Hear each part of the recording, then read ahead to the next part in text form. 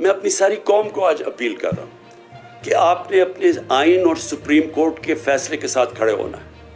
आपने एक लोगों को पैगाम देना है, अपने सुप्रीम कोर्ट को पैगाम देना है कि कौम आपके साथ खड़ी है, कौम कानून और आइन के साथ खड़ी है, कौम रूल ऑफ लॉ के साथ खड़ी है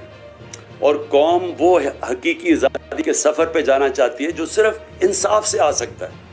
और इंसाफ ही इंसानों को आज़ाद करता है, क्योंकि वो इंसानों के हकूक़ की तहफ़्फ़ुज़ करता है। तो कल 9 बजे